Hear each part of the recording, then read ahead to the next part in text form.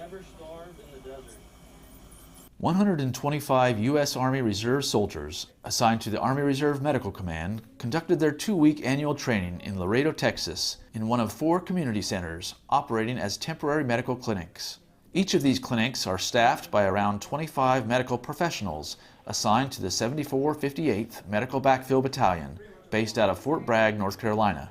Medical students from Texas A&M University were also on site to learn and assist the Army Reserve personnel with patient screening, translation services, and administrative support.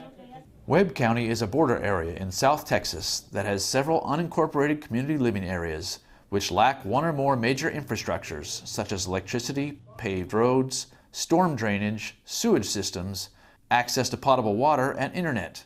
These areas are called colonias.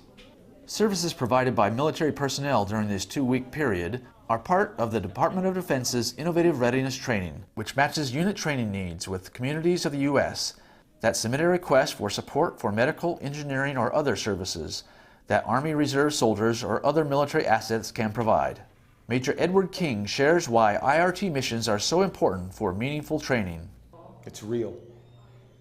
Every decision we make has a consequence, all right? Positive or negative. IRT missions can also include projects like road building and providing electricity. A dentist with his own practice in North Carolina, Major Jose Cangas, grew up in El Paso, another border town, and understands what dental services can mean to a colonia where dental insurance is not common. So we're going to see a lot of people that probably have had some problems going on for a while that they've known about, that they've chosen to wait to get taken care of with us. And then there's some people that just haven't had access to care. We're going to find the whole spectrum of dental disease from simple, small areas of decay to teeth that are bombed out and infected.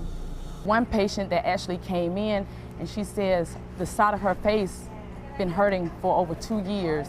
She's losing sight in her eyes. She believes it's coming from dental issues. And for her to come in here and for us to help them is awesome. Dental services include exams, x-rays, fillings, cleanings, and extractions. Referrals for additional work were recorded by Gateway Health personnel who remained on site to collect patient data and ensure continuity of care for all medical services needed.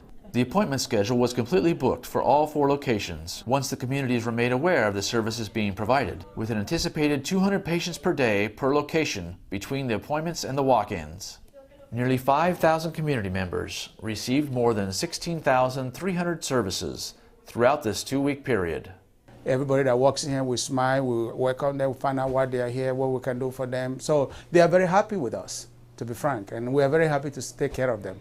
Services provided nearly 1,000 tooth extractions, over 300 fluoride treatments, preventative care education for more than 2,150 residents, and over 1,700 pairs of glasses were fabricated for residents by a team of 6 active duty service members assigned to the Naval Ophthalmic Support and Training Activity based out of Virginia.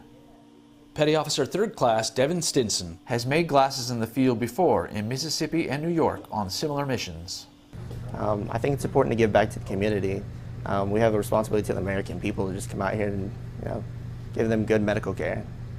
Reporting from Laredo, Texas for Army Reserve Medical Command Public Affairs Office, I'm Sergeant 1st Class Kenny Scott.